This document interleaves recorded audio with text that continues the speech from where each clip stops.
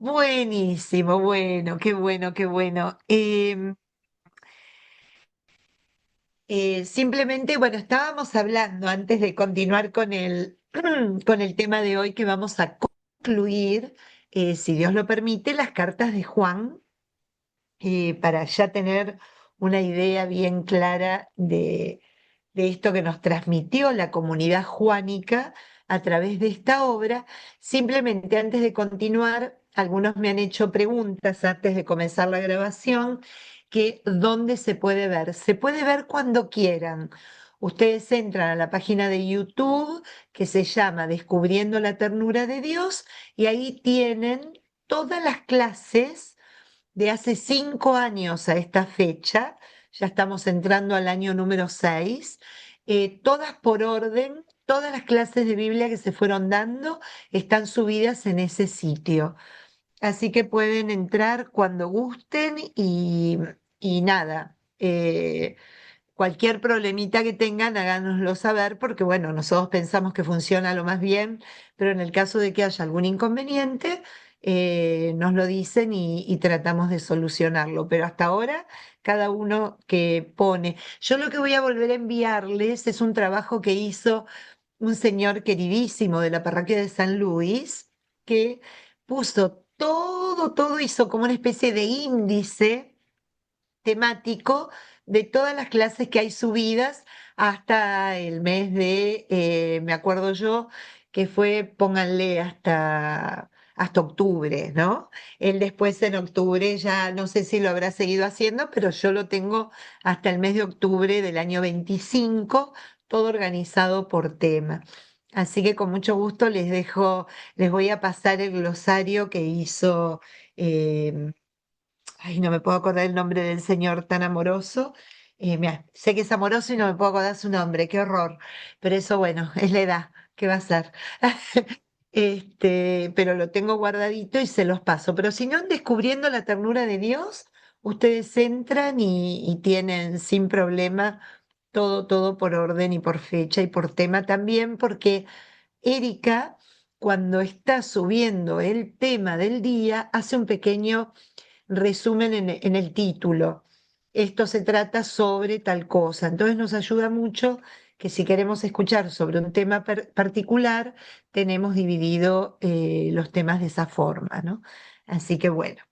Bueno, vamos a empezar entonces para aprovechar este día tan lindo y este tiempo tan bueno que nos regala la posibilidad de compartir la palabra, ¿no? Les quiero avisar algo. Es muy importante que sepan que a partir de hoy, el Papa León XIV, todos los miércoles, en lo que son las audiencias públicas, ¿se acuerdan que todos los miércoles está la audiencia pública del Papa con el pueblo de Dios, ¿no? Hay veces que se hace en la Plaza de San Pedro y cuando hace o mucho calor o mucho frío, se hace en el Salón Pablo VI, que es enorme de ahí del Vaticano. Bueno, están todos los miércoles comentando y haciendo una catequesis sobre el Concilio Vaticano II. Hoy le tocó a Dei Verbum, a la palabra de Dios, y realmente es espectacular. Así que solo para que lo tengan presente, eso lo pueden ver, ponen catequesis del Papa del día de hoy y les viene, lo pueden escuchar o leer en el idioma que sea. Así que simplemente para comentarles, porque me pareció un ilustre desconocido el Concilio Vaticano y me parece tan importante que nosotros nos vayamos, eh, vamos puliendo y profundizando en lo que fueron trabajando los padres conciliares desde el año 62, 63 hasta el 67, ¿no? O sea, que trabajaron bastante tiempo para llevar adelante ese cambio tan lindo que se fue dando en el siglo XX de la iglesia. Así que bueno, nada, era para dejarles saber este tema que no me parece menor. Elsa está muy bien, El problema de Elsa es que no está yendo la señora que la acompaña, entonces no sabe cómo entrar al Zoom. Entonces lo que hace es escucharlo después grabado. Pero para los que me preguntaron, Elsa está muy, muy bien. Ojalá que hoy haya conseguido a alguien, pero veo que no, porque es una de las primeras en entrar, que le diga cómo se hace lío. Dice, yo empiezo a tocar los botones y no sé cómo, como tienen el celular y no la computadora. Entonces, claro, el celular hay que mover la paginita y eso y se hace medio lío, así que por eso es que no la tenemos hace unas semanitas, porque acá estamos de vacaciones, entonces enero y febrero la gente suele irse por unas semanitas, así que bueno. Bien, ¿qué nos regala el día de hoy en este tiempo ordinario? ¿Qué nos regala la palabra? Nos regala algo extraordinario. En la primera lectura se está leyendo desde el lunes que se empezó a leer la carta, perdón, el libro de Samuel, que es desde el otro lunes, ¿no? Desde el lunes anterior. Realmente es imperdible, es un libro hermoso de leer porque nos va contando, además de contar la historia del juez y profeta de Israel, último juez que tuvo el pueblo de Israel antes de caer en el primer monarca que fue Saúl, nos va contando un poco la historia de este pueblo, la historia de la fidelidad, de la infidelidad, y hoy nos narra el episodio que todos conocemos muchísimo, que es la historia de David con Goliat. Entonces hoy a la mañana, cuando iba leyendo esta historia y la reacción, ¿no?, de Saúl, cuando que em, con respecto a ese diálogo que tenía de David cuando le propone ir a luchar contra, contra Goliat, este gigante filisteo que asolaba al pueblo de Israel permanentemente, me vino al corazón todas las cosas que a lo mejor nosotros imaginamos y que se convierten en gigantes en nuestra vida, problemas, situaciones, cosas que aún no pasaron y que las vemos como algo que nos va a terminar aplastando, derrotando y destruyendo, y cómo este pequeño hombrecito, pero con una fe de gigante, logra realmente con la convicción y la creencia y la fe en Dios derrotar y tirar al suelo, ¿no?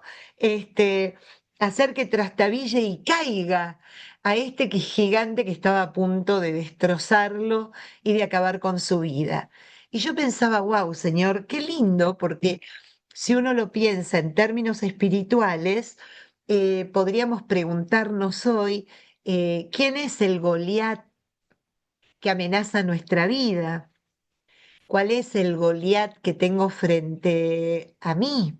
¿Cuál es ese Goliat en el cual me pueden pasar dos cosas? O tener la actitud de Saúl, de angustia, de terror, de saber que estoy acabado frente a él, o la actitud de David, una confianza puesta en Dios, sabiendo que la fuerza necesaria para vencerlo no viene de mí, sino que me es dada en aquel en quien confío, que me es dada de aquel que le digo que le creo, ¿no? Simplemente me vino esto al corazón y se los comparto, ¿no? Eh, ¿Cuántos Goliat pueden caer día a día si nosotros lo permitimos? Si nosotros nos atrevemos a hacer la diferencia, ¿no? Y a salir a campo abierto sabiendo que el escudo y la fuerza nos la da aquel para el cual nada es imposible, ¿no? Em, Simplemente les leo un trocito de la palabra de hoy y con esto este, comenzamos luego nuestro tema con las cartas de Juan, que tiene un poco que ver también con esto que estamos viendo de Goliat. Saúl les dijo, ante la propuesta de David, que iba a luchar contra el filisteo, Saúl le respondió, tú no puedes batirte con contra ese filisteo, porque no eres más que un muchacho, y él es un hombre de guerra desde su juventud. David entonces añadió, el Señor, que me ha librado de las garras del león y del oso, también me librará de la mano de ese filisteo. Entonces Saúl le terminó diciendo a David, ve y que el Señor esté contigo. Luego tomó en la mano su bastón, eligió en el torrente 5 piedras bien lisas, las puso en su bolsa de pastor, en la mochila, y con la honda en la mano avanzó hacia el filisteo. El filisteo se fue acercando poco a poco a David, precedido de su escudero. Y al fijar sus ojos en David, lo despreció, porque vio que era apenas un muchacho de tez clara y de buena presencia. Y le dijo, ¿soy yo un perro para que vengas a mí armado de palos? Y maldijo a David invocando a sus dioses. Luego le dijo, ven aquí y daré tu carne a los pájaros y a los animales del campo. David le dijo al filisteo, tú avanzas contra mí armado de espada, lanza y jabalina, pero yo voy hacia ti en el nombre del Señor de los ejércitos, el Dios de las huestes de Israel, a quien tú has desafiado. Hoy mismo el Señor te entregará en mis manos. Yo te derrotaré, te cortaré la cabeza y daré tu cadáver y los cadáveres del ejército filisteo a los pájaros del cielo y a los animales del campo. Así toda la tierra sabrá que hay un solo Dios para Israel. Cuando el filisteo se puso en movimiento y se acercó cada vez más para enfrentar a David, éste enfiló velozmente en dirección al filisteo. Enseguida metió la mano en su bolsa, sacó de ella una piedra y la arrojó con la honda, hiriendo al filisteo en la frente.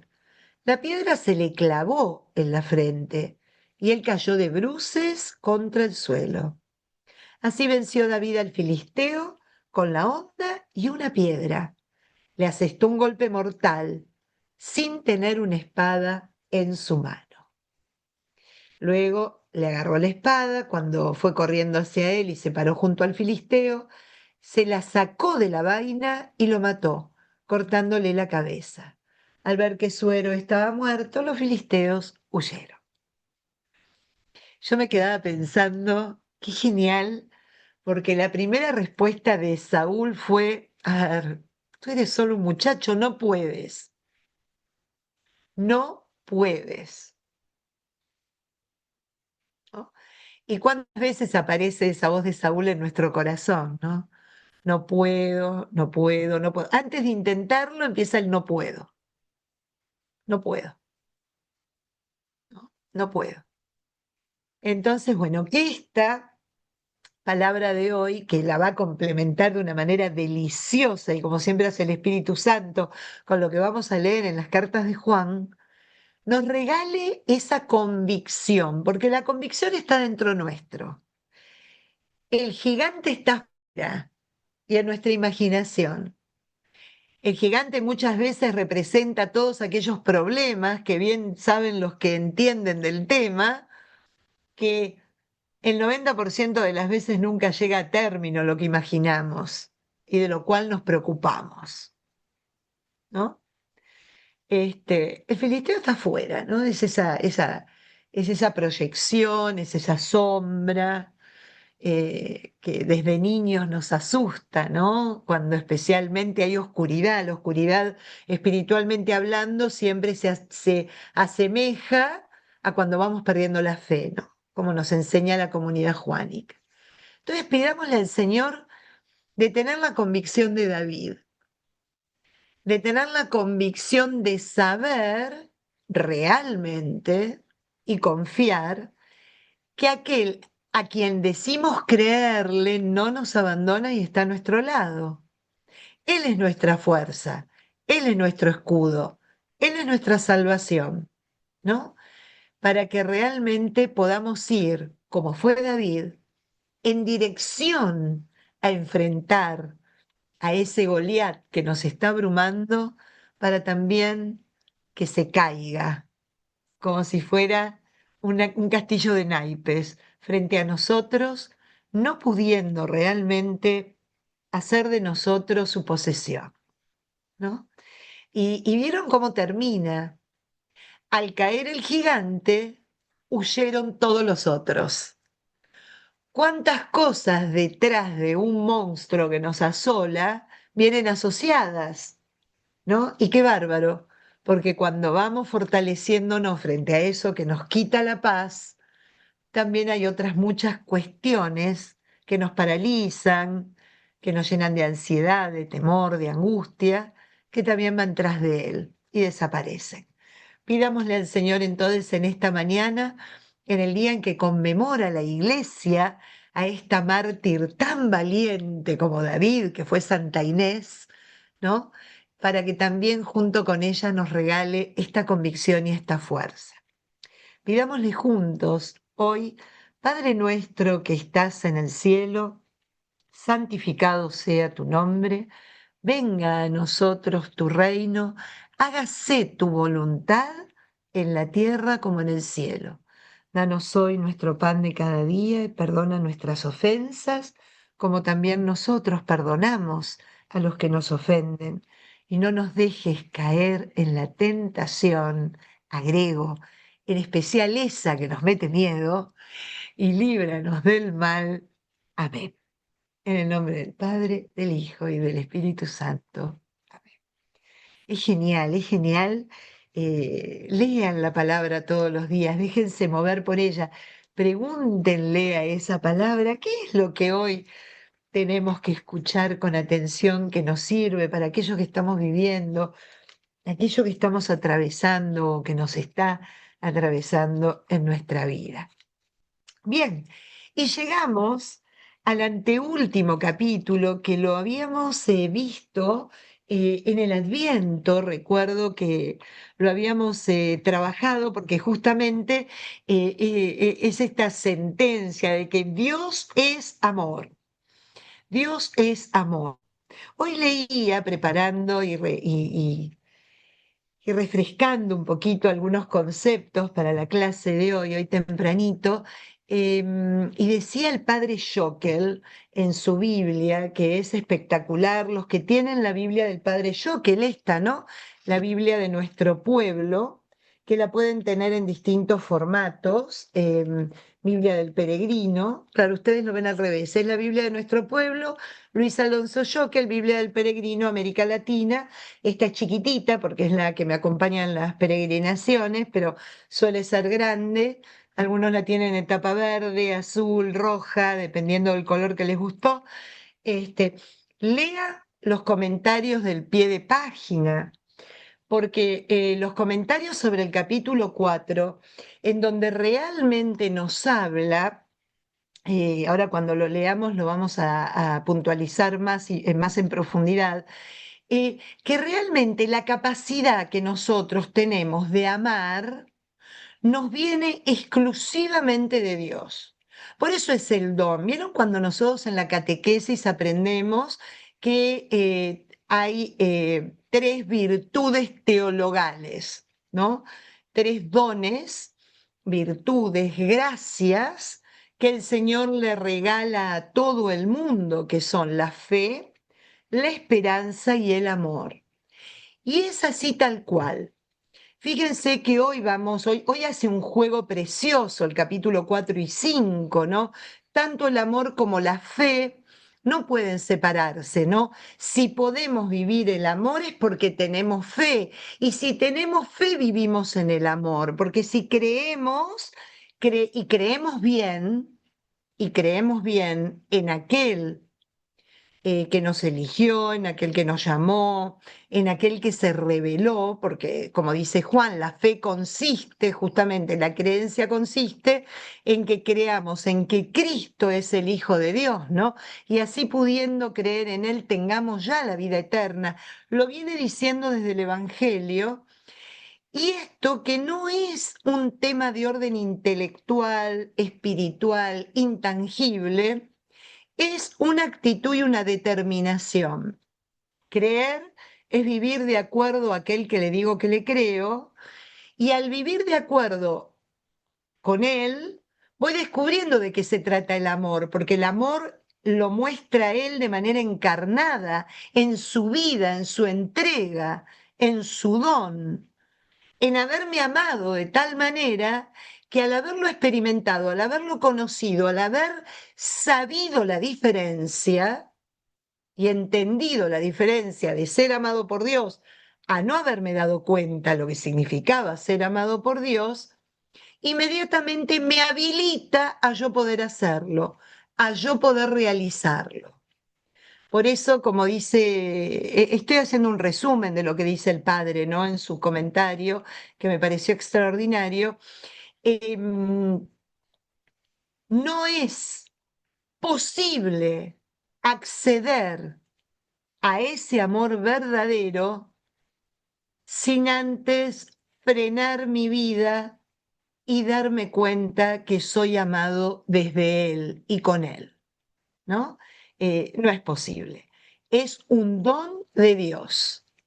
Amamos porque Dios nos ama y nos da la fuerza y la convicción y el Espíritu Santo, sin Él es imposible, para poder realmente vivirlo en plenitud en nuestra vida. Vuelvo a recordarles lo que les decía las reuniones anteriores, que amar no es un sentimentalismo, no es en términos de sentimiento, sino es un término activo, vital, de realización, de acción. Se ama cuando se hace el bien al otro, cuando se genera el bien en el otro, que es lo que hizo Cristo, ¿no? ¿Qué es lo que hizo Cristo? Yo mientras leía el, el texto de Samuel, pensaba en qué es rotundo el conocimiento del amor de Dios en la vida de David. David lo experimentó y ese amor se convierte en una fuerza imposible de pensar que no la tenemos, que no nos es dada, ¿no? Y de ahí la actuamos. Primero nos es dada para poder actuarla, ¿no? Entonces, bueno, simplemente vamos a repasar nuevamente lo que ya leímos en el mes de noviembre, cuando nos despedimos, en diciembre, discúlpenme, cuando nos despedimos antes del receso de la Navidad para quedar concluida ya la carta de Juan. Y sí vamos a hablar un poquito cuando terminemos de leer el capítulo 4 y en profundidad en el 5, que es como un resumen de toda la carta y agrega un término y ahí sí une la fe y el amor como indivisibles, como inseparables, como algo que no se pueden vivir de inconexos, ¿no? Sino de manera conjunta. Capítulo 4, versículo 1.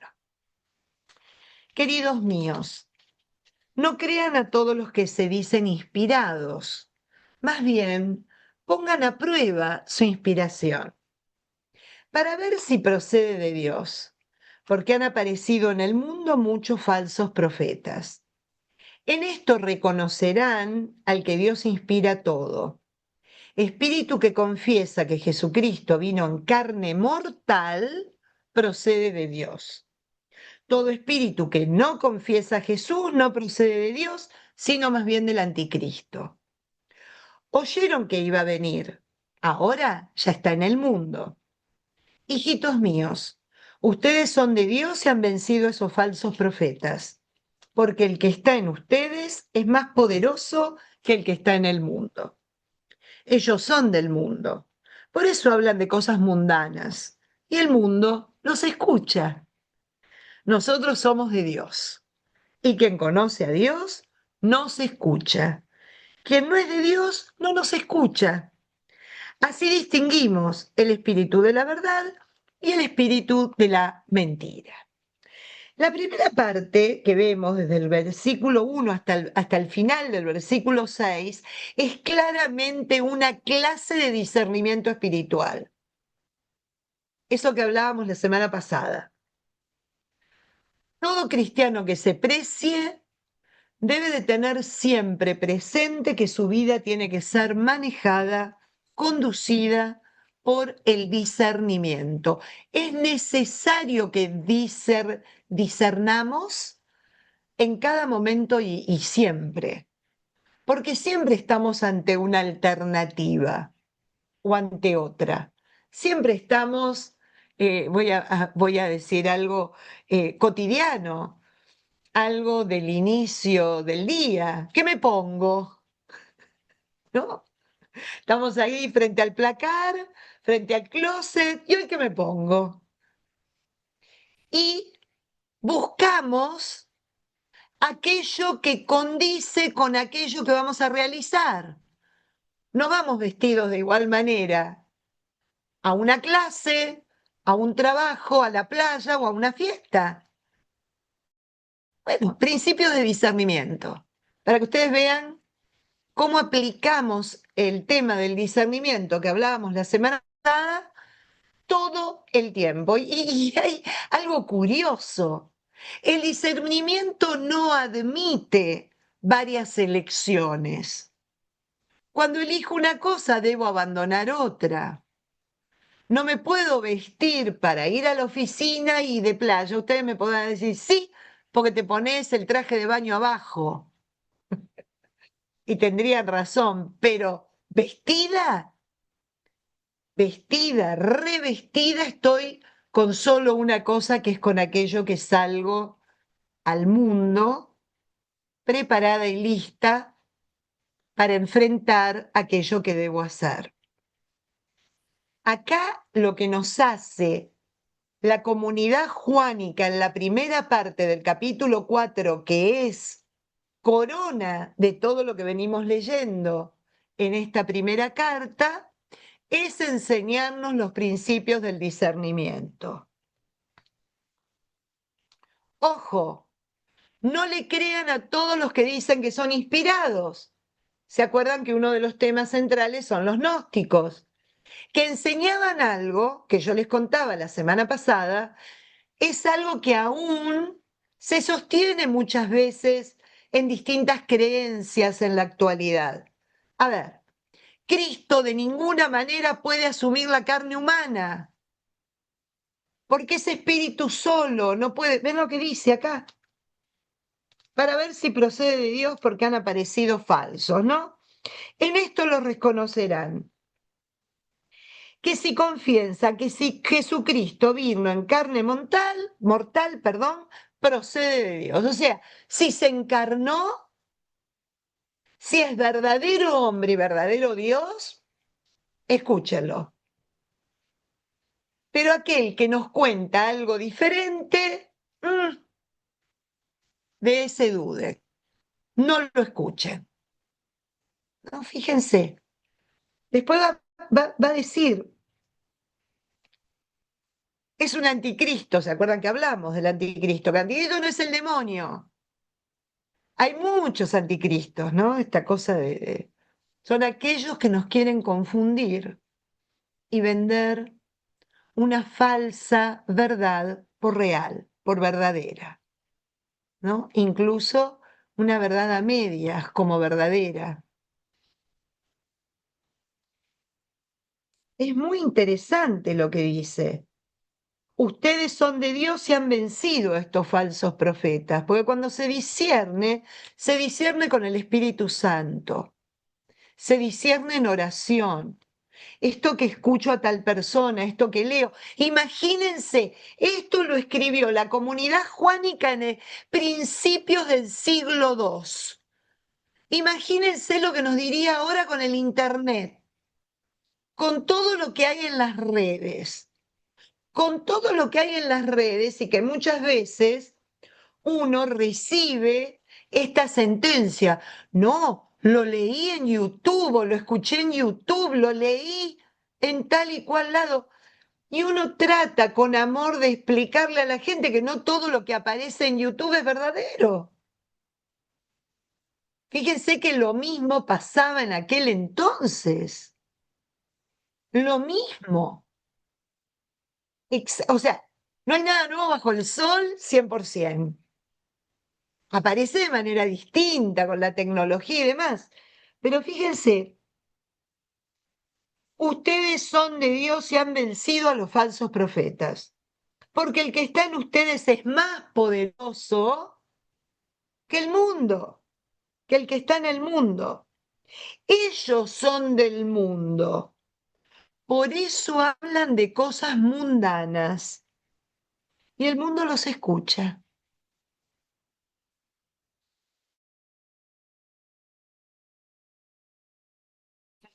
Nosotros somos de Dios y quien conoce a Dios escucha y quien no lo conoce no nos escucha, ¿no? Fíjense este discernimiento a esta altura de la carta, esta exhortación, en donde dice, bueno, ya tienen las herramientas y ya saben, ya viene diciendo, ustedes están en el mundo, pero no son del mundo.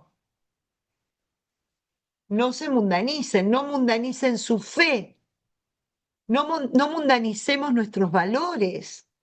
Fíjense, siglo II, finales del uno, principio del 2. Estamos en el 21. Pasaron 20 siglos y nos sigue diciendo la palabra, que es presente, viva y eficaz, lo mismo. No se mundanicen. ¿A qué fuimos llamados? A llevar la luz de Dios a ese mundo. Porque tanto amó Dios al mundo que envió a su Hijo para salvarlo, no al revés. No nos mundanicemos, ¿no? Vuelve de nuevo con ese tema. Así distinguimos el espíritu de la verdad y el espíritu de la mentira, que es el final del discernimiento. Es el final del discernimiento.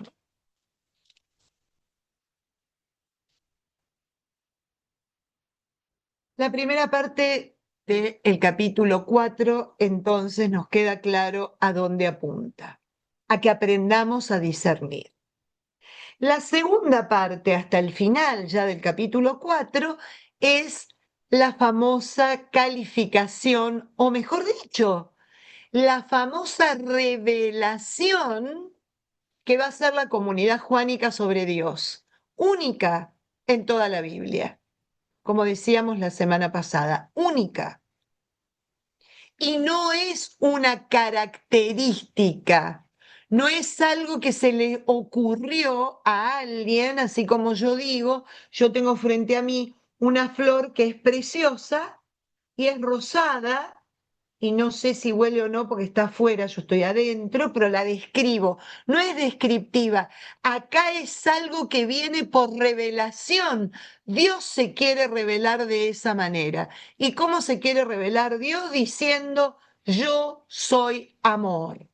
Yo soy el amor. O sea, Dios no es amoroso, es el amor per se. Dios no es bueno, es el bien per se, ¿no?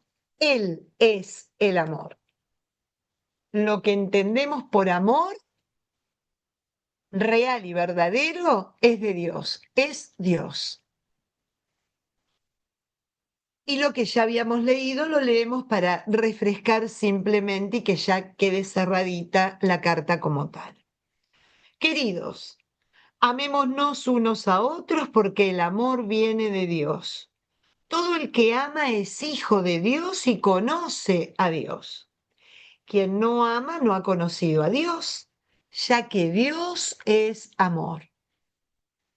Dios ha demostrado el amor que nos tiene enviando al mundo a su Hijo único para que vivamos gracias a Él. En esto consiste el amor, no en que nosotros hayamos amado a Dios, sino en que Él nos amó y envió a su Hijo para que, ofreciéndose en sacrificio, nuestros pecados quedaran perdonados. Queridos, si Dios nos ha amado tanto, también nosotros debemos amarnos unos a otros. A Dios nunca lo ha visto nadie. Si nos amamos unos a otros, Dios permanece en nosotros y el amor de Dios ha llegado a su plenitud en nosotros. Reconocemos que está con nosotros y nosotros con Él, porque nos ha hecho partícipes de su Espíritu. Nosotros lo hemos contemplado y atestiguamos que el Padre envió a su Hijo como Salvador del mundo. Si uno confiesa que Jesús es Hijo de Dios, Dios permanece con él y él con nosotros. Nosotros hemos conocido y hemos creído en el amor que Dios nos tuvo. Dios es amor. Quien conserva el amor permanece con Dios y Dios con él.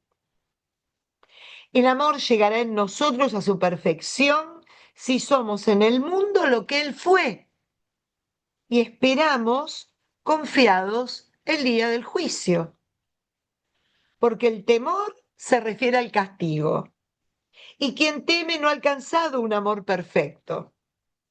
Nosotros amamos porque Él nos amó antes. Si uno dice que ama a Dios mientras odia a su hermano, miente, porque si no ama al hermano a quien ve, no puede amar a Dios a quien no ve. Y el mandato que nos dio es que quien ama a Dios, ame también a su hermano.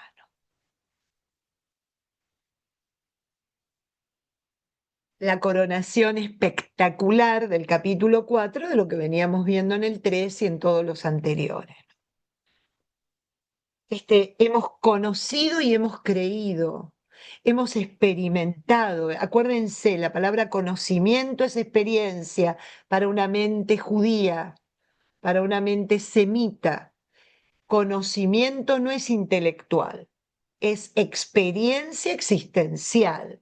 No es solo espiritual o intelectual de decir yo leo algo, aprendo y digo que por ende lo conozco. No, eso sería enciclopedismo, ¿no? Cuando incluyo dentro de mí determinados conceptos que hace que yo entienda o alcance una comprensión mayor de alguna cosa o situación. A Dios con eso no nos podemos conformar, ¿no? Eso tan bonito que a través de la Sagrada Escritura vamos aprendiendo, que lo dicen tantas personas que se han encontrado con Dios y han sido luego transmisoras de lo que fue esta experiencia, ¿no? Si no hay una experiencia vital de un tú a tú Señor y yo Señor y tú, no podemos transmitir algo real y concreto. Porque hablar de un Dios que me transmitió mi mamá, mi abuela, la catequista o el sacerdote, es estar contando una historia, dirían acá en el campo, por boca de ganso. Eso que se escucha y que por lo general va tergiversado. Alguna cosa va como agregado. En cambio, la experiencia es aquello que me permite transmitir, y lo que hicieron los mártires y santos a lo largo de toda la historia, y los apóstoles y cada evangelizador efectivo, me permite transmitir la acción de Dios en mi vida. Eso es lo central. Nosotros hemos conocido y hemos creído. Esta experiencia que me llena de fe. ¿Cómo no voy a creer en ti, Señor? Si, como dice el salmista, me levantaste del abismo, me arrancaste de las garras de la muerte, fuiste para mí mi roca, mi baluarte, mi heredad, los salmos, ¿no? Ahí vemos que el salmista canta la experiencia de Dios, canta la experiencia de Dios. El salmo es el lugar donde vamos a encontrar siempre a alguien que canta lo que Dios provoca en su corazón. ¡Qué lindo! y que nos invita a que nosotros nos atrevamos a hacer lo mismo. Y acá en la carta Juan está hablando de eso. En el versículo 17 me permito puntualizar en este tema que me parece tan importante. El amor llegará en nosotros a su perfección si somos en el mundo lo que Él fue y esperamos confiados el día del juicio. Eso de estar preparados con la lámpara llena, esas vírgenes, ¿no? Con la lámpara llenas de aceite, porque el amor llega a la perfección cuando yo me atrevo a vivir en el día a día la vida de Cristo en la mía, lo de Pablo, ya no soy yo quien vive en mí, sino que es Cristo el que vive en mí. Y qué bueno que cada vez que pase nuestra existencia por algún lugar, la gente conozca al Cristo que representamos y llevamos, como diría San Francisco, ¿no? El Evangelio que damos a conocer sin abrir la boca, a través de nuestros gestos, a través de nuestra entrega, de nuestra comprensión, de nuestro abrazo,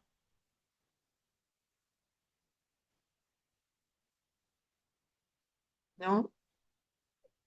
Hoy a la mañana tempranito vieron que mi marido los miércoles se va acá al campo, a la cárcel del campo. Está a la cárcel que corresponde a esta diócesis. Tiene 200 kilómetros. Creo que son 100 millas, 150 millas. Alguno que me ayude en millas, no tengo idea. Pero son 200 kilómetros, es un montón. Un montón. Son como 2 horas y pico de... Y yo mientras hoy a la mañana lo veía que se preparaba, contento para ir a la cárcel, había preparado ayer toda la dinámica, está haciendo una cosa muy bonita con los presos, y yo decía, ¿cómo lo verán?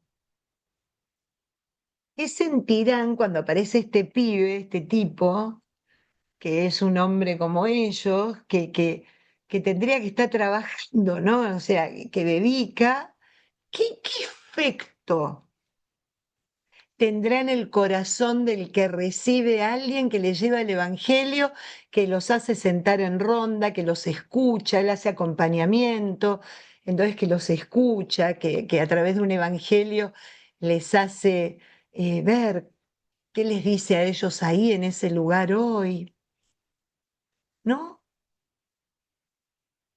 Eso es un poco nuestra realidad. A lo mejor no tan extrema, pero ojo, ¿eh?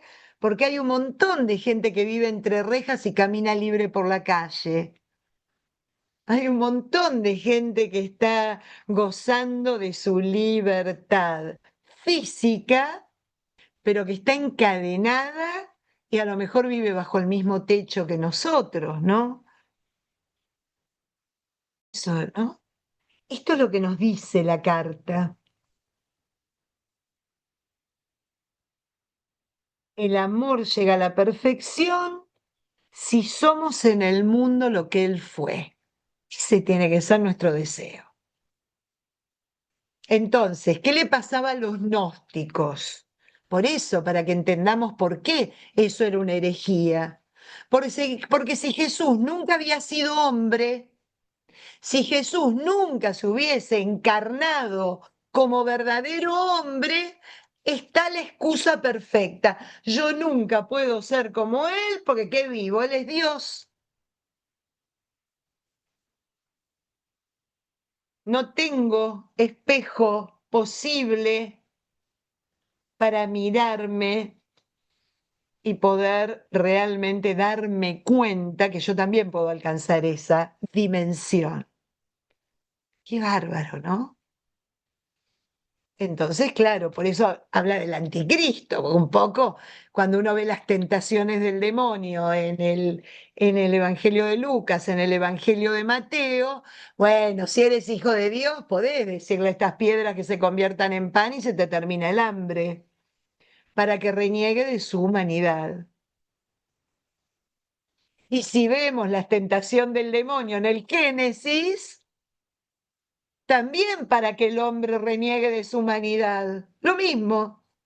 ¿Para qué? Si pueden llegar a ser dioses, lo que pasa es que no quiere que lleguen a ser Dios. ¿Ven cómo se da? Cómo toda la historia de la salvación es única, es una perfecta y absoluta, un perfecto y absoluto camino de poder experimentar el amor de Dios, ¿no? A ver, te equivocaste al principio, no te equivoques, ¿no? Te he ayudado y acompañado para que no dejes de ser quien eres, que recibas, vivas en profundidad esta filiación, esta criaturidad, esta capacidad como criatura de poder disfrutar del amor de quien te creó y te crió. Porque cuando queremos ser como dioses, nos salteamos el ser amados. Nos salteamos la pequeñez de sentirnos en sus brazos. Queremos nosotros cargar en los brazos, pero no por amor, por control. No por amor, sino para decir, es como yo digo, es como yo hago, es como yo quiero, ¿no? Ponernos en el lugar de Dios. Interesante esto, ¿no? Y bueno, y por eso termina el capítulo 4 de esa manera. Si no amamos a nuestro hermano, a quien vemos, ¿cómo podemos decirle a Dios que le queremos? ¿No? Queremos a Dios y lo mostramos queriendo al prójimo, es claro, queriendo al que es su imagen y semejanza, no nos olvidemos de eso, y al que es hijo de Dios como yo, de alguna manera. El capítulo 5 es la conclusión de esta carta maravillosa. Todo el que cree que Jesús es el Cristo es hijo de Dios y todo el que ama al Padre ama también al Hijo. O sea, va a pasar del amor a la otra característica divina que es la fe. Todo el que cree que Jesús es el Hijo de Dios y todo el que ama, ¿no? La fe y el amor. Por eso vamos entendiendo lo que la Iglesia nos enseña. Si amamos a Dios y cumplimos sus mandatos, es señal de que amamos a los hijos de Dios. ¿Se acuerdan que el Evangelio nos decía el Señor, el que me ama, cumple mis mandamientos? Y acá termina la carta recordándolo de una manera muy bonita. Si amamos a Dios y cumplimos sus mandatos, amamos a los hijos. ¿Por qué? Porque los mandamientos de Dios están orientados al amor. Por eso no pesan, por eso no son una carga, son libertad pura, porque nunca el mandamiento, los 10 mandamientos o los mandatos de Dios pueden ser una carga si son amor. Como decía este, San Juan de la Cruz, ¿no? Que hace poquito, en diciembre, celebrábamos su fiesta. El amor no cansa ni se cansa. El mandamiento no puede cansar nunca, porque es un mandamiento que nos orienta a estar abiertos a realizar el bien. Podemos leerlo en las bienaventuranzas, que es la parte positiva de la parte de los mandamientos que está en negativo. El no en las bienaventuranzas se convierten en un sí, ¿no? Lo pueden leer de las dos formas.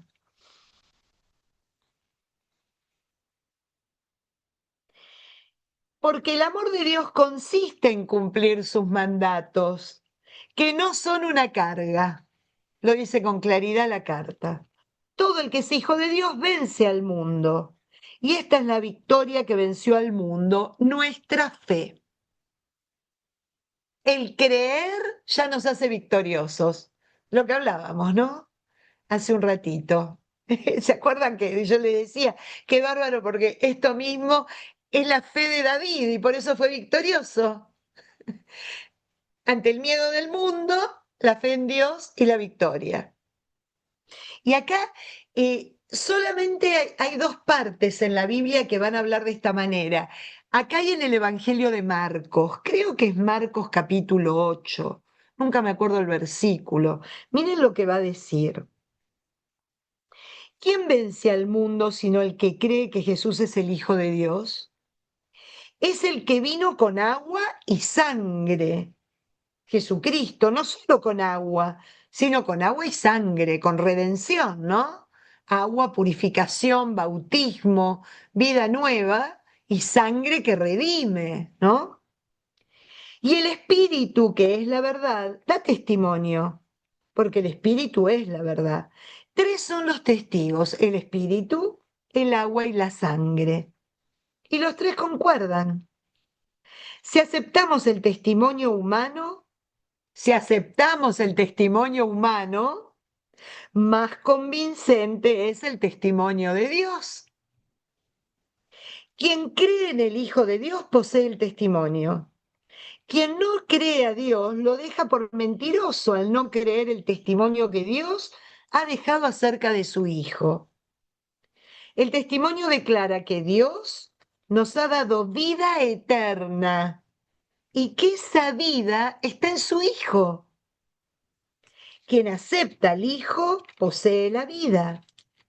Quien no acepta al Hijo de Dios no posee la vida. Es claro, ¿no?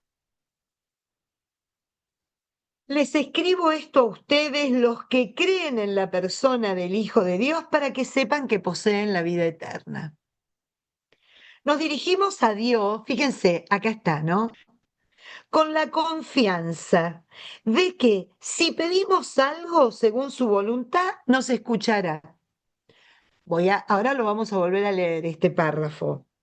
Y si sabemos que nos escucha, cuando le pedimos, sabemos que ya poseemos lo que le hemos pedido. Eso lo encontramos en Marcos también. Cuando en el Evangelio de Marcos Jesús enseña, pidan como si ya lo tuvieran, pidan como si ya, ¿no? Y de eso es de lo que habla San Juan de la Cruz en la subida al Monte Carmelo, cuando habla de aquello de que se alcanza cuanto se espera. Habla en relación a esto, ¿no? Por eso la esperanza, la fe y la caridad están en un mismo plano. Y así lo aprendemos en la catequesis. Son dones de Dios, son virtudes teologales.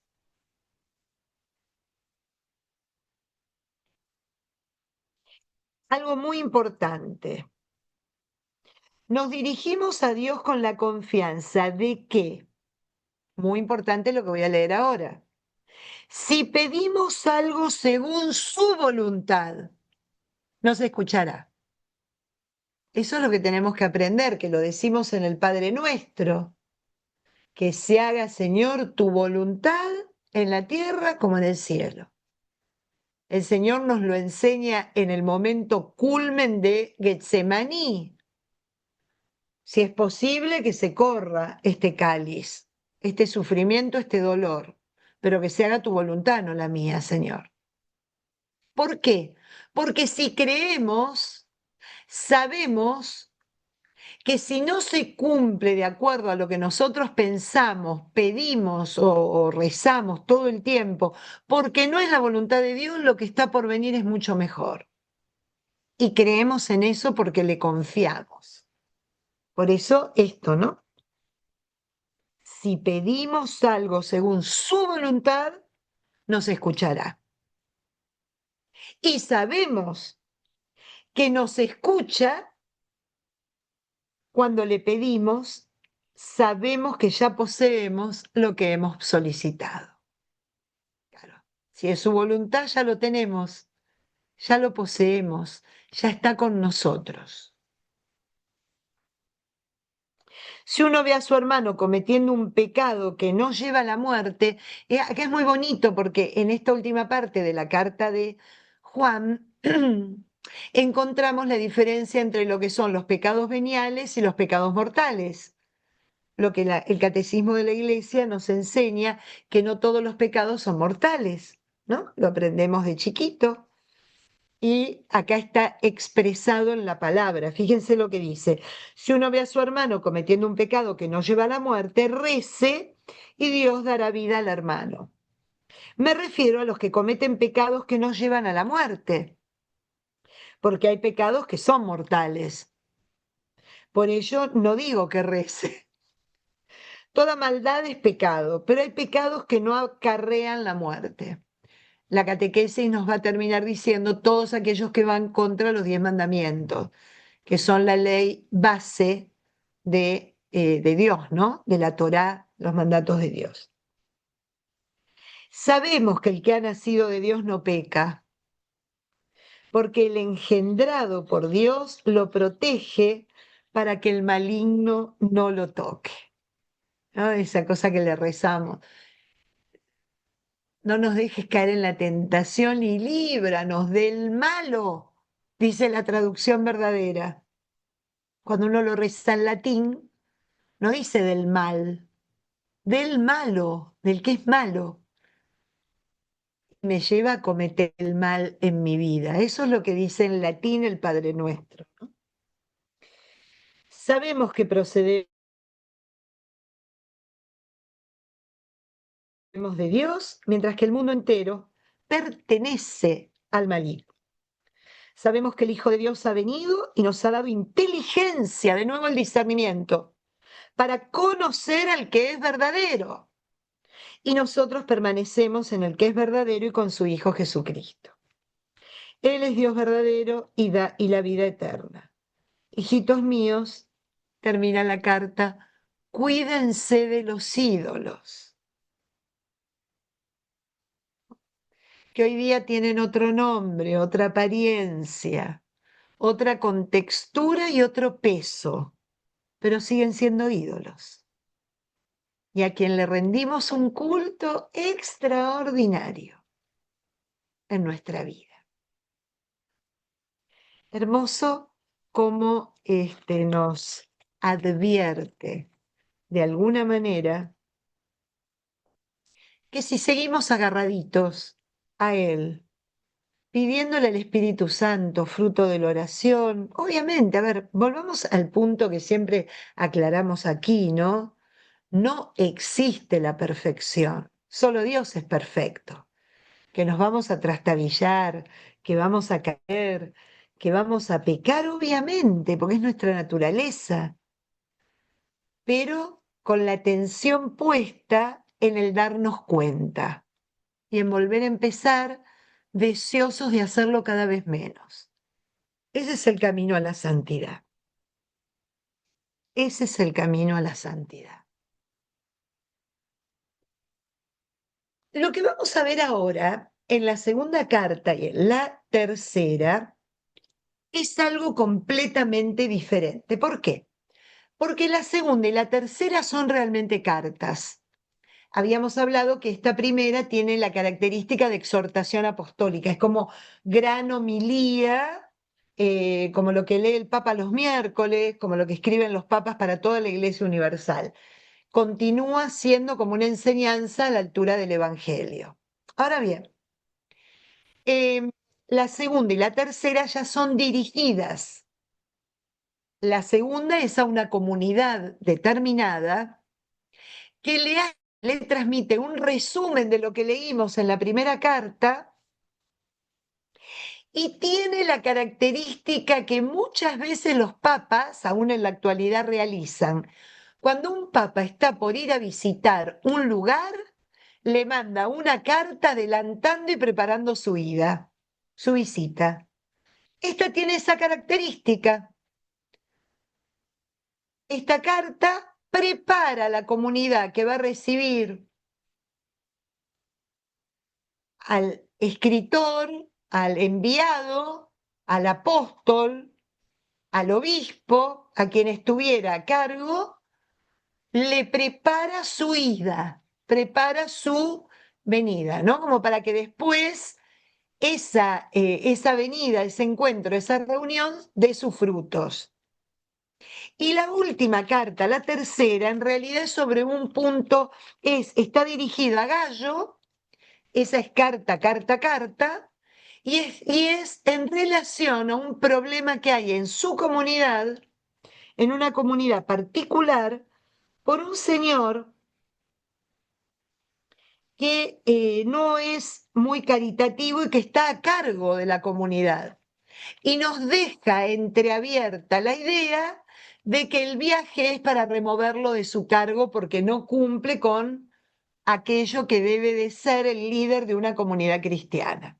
Así que esas son las características generales de esta carta. Así que si quieren las leemos y dejamos concluido por el día de hoy las cartas de Juan. Fíjense qué bonito. Del anciano, acuérdense que anciano en griego es presbítero. Y es este famoso presbítero Juan a quien se le atribuye la conclusión y redacción del Evangelio también, y que es parte y miembro de la comunidad juánica. Muy probablemente sea este mismo señor. Del anciano al querido Gallo, a quien quiero de veras. Perdón, me estoy... Del anciano a la señora elegida, la señora quien es la iglesia. Es una iglesia, una comunidad, ¿no? La señora elegida, siempre a la iglesia se la personificó como una dama, como la novia del Cordero, como la novia de Cristo, con quien hay enlace eterno. No hay iglesia sin Cristo, no hay Cristo sin iglesia. El lema de Pablo, ¿no? Y a sus hijos, a quien amos de verdad. Y no solo yo, sino también todos los que han conocido la verdad. Los amo a causa de la verdad que permanece en nosotros y estará con nosotros para siempre.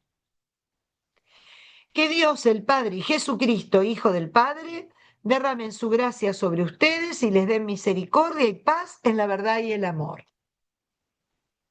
Ha sido para mí una gran alegría encontrar entre tus hijos algunos que viven de acuerdo a la verdad, según el mandato recibido del Padre. Ahora, señora, no te escribo un mandamiento nuevo, sino el que teníamos desde el principio, que nos amemos unos a otros. El amor consiste en proceder según sus mandamientos y el mandamiento que ustedes han aprendido desde el principio es que vivan en el amor. Muchos impostores han venido al mundo afirmando que Jesucristo no ha venido en carne mortal. Ellos son el impostor y el anticristo. Ustedes estén atentos para no perder el fruto de su trabajo, sino para recibir más bien una recompensa perfecta. Quien pretende avanzar más allá de la doctrina de Cristo y no permanecer en ella, y no permanece en ella, no está unido a Dios. En cambio, quien se mantiene en dicha enseñanza cuenta con el Padre y con el Hijo. Si alguien se les presenta y no lleva esa enseñanza, no lo reciban en casa ni lo saluden, porque quien lo saluda se hace cómplice de sus malas acciones. Aunque me quedan muchas cosas por escribir, no he querido confiarlas al papel y a la tinta, porque espero visitarlos y hablar con ustedes cara a cara, para que su alegría sea completa. Te saludan los hijos de tu hermana elegida. Miren qué lindo. Señora, tu hermana, es la misma iglesia, ¿no? Es muy bonita esta carta. Es un resumen apretadito y una preparación al viaje, ¿no? Y la tercera y última sí es hacia Gallo y vuelve de nuevo, del anciano al querido Gallo a quien quiero de veras. Querido, como te va bien espiritualmente, pido que te vaya bien en todo y tengas salud. Qué linda forma de saludar a alguien, ¿no? Me alegré mucho cuando vinieron unos hermanos y dieron testimonio de tu conducta fiel a la verdad. No hay para mí mayor alegría que oír que mis hijos son fieles a la verdad. querido, es muestra de lealtad la que haces por los hermanos, aunque sean extranjeros. Delante de la comunidad han dado testimonio de tu amor. Por eso es justo que los proveas en su misión, como Dios se merece, ya que han puesto en camino el nombre de Cristo sin recibir nada de los paganos. Por nuestra parte debemos acoger a gente como esa para colaborar con la verdad. Escribí algo a la comunidad, pero Diotrefes, a quien le gusta mandar, no nos recibe. Por eso, cuando vaya, denunciaré sus acciones. Con su maledicencia nos desprestigia. No contento con ello, ni recibe él a los hermanos, ni se lo deja hacer a los que quieren. Antes los expulsa de la comunidad. Querido, no imites lo malo, sino lo bueno. Quien hace el bien procede de Dios. Quien hace el mal no lo ha visto a Dios. Demetrio, goza de la estima de todos y también de la verdad. Nosotros añadimos nuestro testimonio y sabes que es verdadero. Aunque me quedan muchas cosas que escribirte, no quiero confiarlas a la pluma y a la tinta. Espero verte pronto y hablar contigo cara a cara. Paz contigo. Te saludan los amigos. Saludo a cada uno de los amigos. Me hace acordar mucho a la carta Filemón de San Pablo, que es la auténtica epístola, ¿no? Es la auténtica carta de persona a persona. Pero bueno, nos queda claro algo. Acá hay un presbítero, hay un encargado de las comunidades cristianas de ese momento, de la comunidad juánica, que llama la atención de uno que es líder y que le gusta mandar, pero no manda de acuerdo a las enseñanzas del Señor. Manda de acuerdo a su antojo y no obra de acuerdo al Evangelio, obra de acuerdo a su propia voluntad y realiza el mal. Es sesgado su amor. Y nos queda claro de que este viaja para poner a Demetrio o algún otro, no a este que no deja que los hermanos se beneficien en su solidaridad. Porque ¿de qué lo critica? Que no abre su comunidad para recibir a Demetrio y a otros que van en nombre de Jesús, y no solo no abre su comunidad, sino que le impide que lo abran otros, ¿no? Es un escollo en el camino. Así que no pierde oportunidad la palabra de Dios de darnos siempre una enseñanza, aunque sean estas misivas breves y dirigidas hacia una situación particular, ¿no? Bueno, con esto hemos terminado la tercera y última carta de la comunidad juánica, conocidas como las cartas de Juan. Yo la semana que viene me voy a tomar un atrevimiento porque me da mucha pena que hay una cartita después de las cartas de Juan que es de Judas. Vamos a darle oportunidad para leerla. Estoy segura de que nunca la leyeron y nunca la escucharon, porque por lo general nunca está en la liturgia de la palabra, entonces pasa desapercibida. Vamos a conocerla, total no nos va a ocupar mucho lugar ni tiempo, y vamos a hacer una breve introducción a lo que es la lectura apocalíptica, lo que es la literatura apocalíptica. ¿Les parece bien? Porque me da penita que quede la de carta de Judas ahí. No tiene nada que ver con la comunidad juánica, pero son esos paréntesis que le ponen otro ritmo y nos sacan un poco de tema, pero enseguida nos vuelve al camino.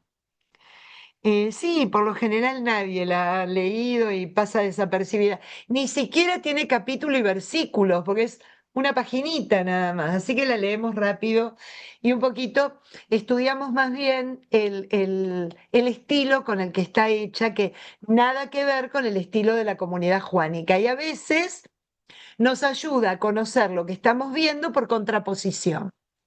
¿no? Uno lee, a veces aprende por el contrario, ¿no? A darle más valor a lo que es. ¿Alguna pregunta, algún comentario, algo que haya quedado poco claro de lo que terminamos de ver hoy en las cartas de la comunidad de Juan? Tienen ustedes el micrófono. Algo que les haya quedado en el corazón dando vuelta, adelante con mucho gusto.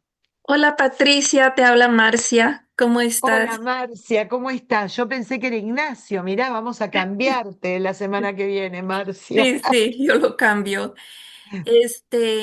Yo tenía una pregunta, ¿cómo entender el amor del Señor cuando se trata de la misericordia? Que yo sé que misericordia no es lo mismo que el amor, sale del amor. Pero cuando el Señor no provee misericordia, por ejemplo, cuando alguien muere y va al infierno. ¿Cómo entender eso? Yo creo que es más que justicia, ¿no? Porque Él puede dar misericordia, aunque, la justicia dice hay que ir al infierno.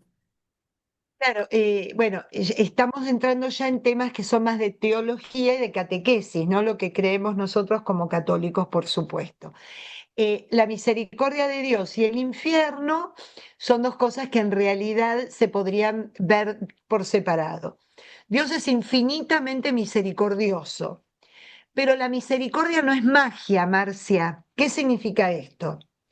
Que Dios sea misericordioso no significa que alguien en su plena libertad decida no aceptar esa misericordia. Ujú. Como dice el Evangelio, el único pecado que no se puede perdonar es contra el Espíritu Santo. Habla de esto mismo.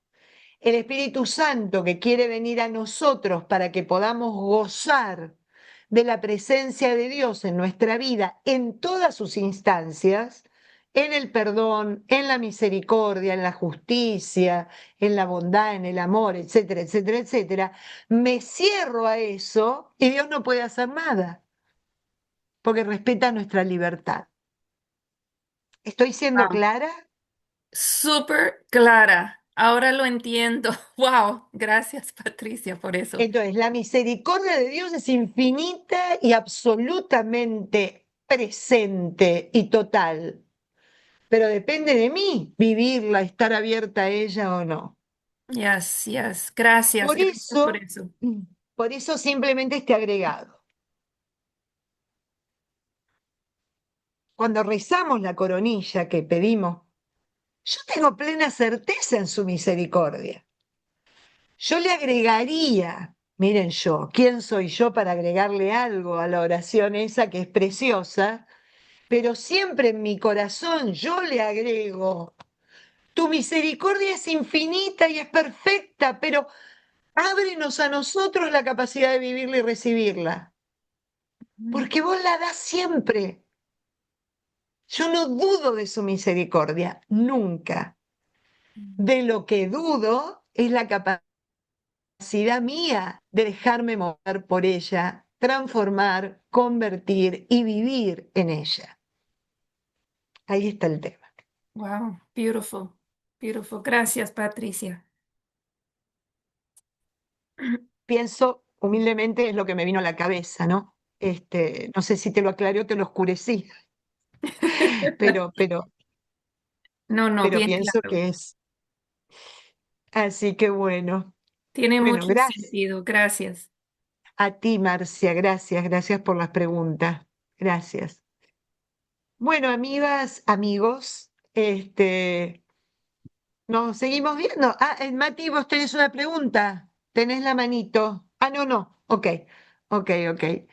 Les mando un beso muy grande, cuídense mucho. La semana que viene seguimos, vamos a ver un poquito esta carta de Judas, que no es ninguno de los Judas que conocemos, ya vamos a ver quién es. Eso es lo que vamos a hurgar un poquito.